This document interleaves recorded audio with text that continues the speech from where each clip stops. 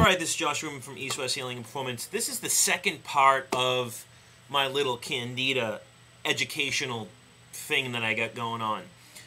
In the last YouTube clip, we kind of talked about, just in a basic sense. We don't have to get into detail, kind of how you get a fungal infection, from foods, emotions, things like that. I find that it's usually food because sugar feeds mycotoxins. Bottom line is sugar. And if you look at our foods, from high fructose corn syrups and everything, people overindulging in sugar and processed foods, a lot of these things is what creates a fungal infection or creates fungal to overgrow. So we kind of went over that. In this one, we're going to go over some conventional as well as holistic techniques to get rid of it physically, and then the next 2, 3, 4, 5 clips maybe go into the emotional side of it. A lot of people saw that little URL that I put down there for the symptoms, and a lot of people complained about it because it was too small, they couldn't read it. So this YouTube clip is just going to be the symptoms of a fungal infection from A to Z. So if you get bored, fast forward it. If you get super bored, go to the link that was in my last clip. But if not, just sit down and listen, because I'm going to read you from A to Z some of the symptoms of a fungal infection. These symptoms don't always mean it's a fungal infection, but these are a lot of the symptoms or diseases or pathogenic things that you see from fungal infections. So here we go. We have athlete's foot. We got colicky baby, diaper rash, bruise easily, cheekbone or forehead tenderness, cold hand and feet, cold-like symptoms, cravings or addictions for sugar, cysts or abnormal growth, digestive problems such as diarrhea and constipation, abdominal distension, bloating, pain, gas, mucus in the stools, hiatal hernias, ulcers, suffering from food-borne bacteria like E. coli, salmonella, and H. pylori.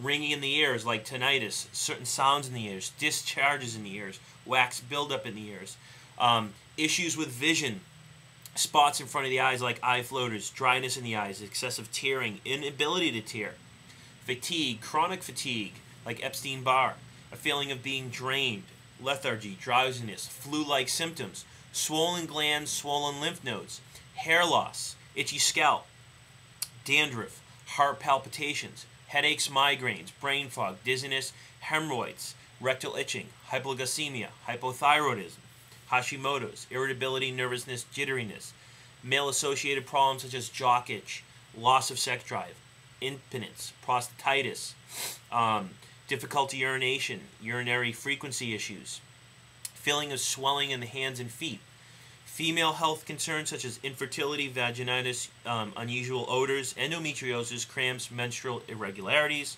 PMS, discharge, painful intercourse, loss of sex drive, redness or swelling in the vulva and surrounding area, vaginal itching, burniness or redness, or persistent infections.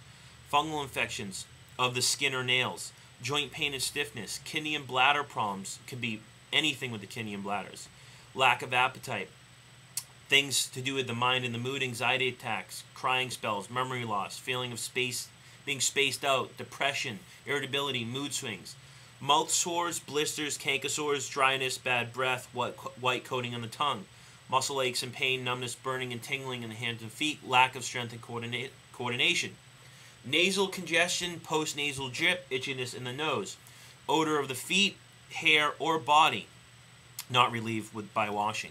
Respiratory problems such as cough, wheezing, asthma, sick, just being sick all the time, sinus inflammation, dryness in the skin, eczema, psoriasis, ringworm, contact dermatitis, hives, rashes, stomach heartburn, indigestion, belching, vomiting, burning, pains, needle-like pains, insomnia, waking up frequently, nightmares, restless sleep, sore throat, hoarse voice, constant tickle in the throat, and laryngitis.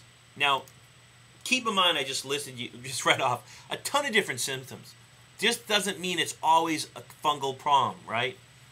So if you're having a rash, right, it could be a fungal infection, but it could be a food intolerance. If you're hypothyroid, could be a fungal overgrowth problem, but it could be an adrenal problem.